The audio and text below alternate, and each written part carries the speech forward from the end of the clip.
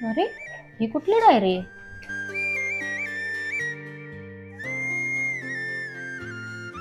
अरे ताईची personal diary वाटतं.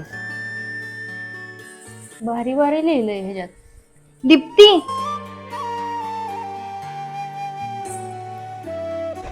तुला किती वेळा सांगितलंय मी माझ्या डायरीला हात नको लावत जाऊस म्हणून. तुला कळत नाही का एकदा सांगितलेलं?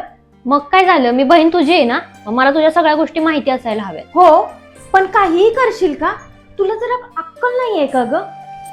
जाऊ दे, अशी पण तुला मॅच्युरिटी कमीच आहे, काय बोलण्यात अर्थच नाहीये.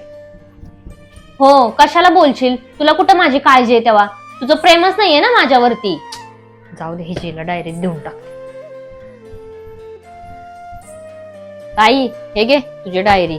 तुझं ना माझ्यावर प्रेमच नाहीये म्हणून एवढी ओरडलीस मला. अगं वेडाबाई, जर तुझ्यावर माझं प्रेम नसतं, तू आजारी असतेस तेव्हा तुझ्या उशापाशी मी रात्रभर बसले असते का ग? तू जेव्हा कॉलेजवरून उशिरा येतेस तेव्हा त्या दरवाजाजवळ मी किती वाट बघत बसते तुझी. तू बसले असते का? तू घरी वेळेत नाही आलीस तर माझ्या जीवाची किती घालमेल होते, ती झाली असती. हो, म्हणून चिडतेस आणि ओरडतेस पण मला. अगं वेडाबाई, आपण तिथेच चिडतो जिथे आपला हक्क असतो, जो माणूस आपला असतो.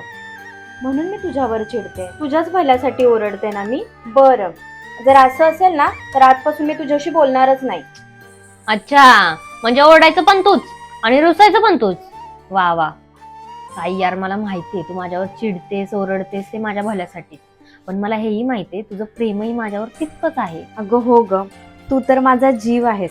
मी तुझ्याशिवाय माझं आयुष्य म्हणजे अपूर्णच आहे. तू ही तो जन्नत मेरी, तू ही मेरा जुनून.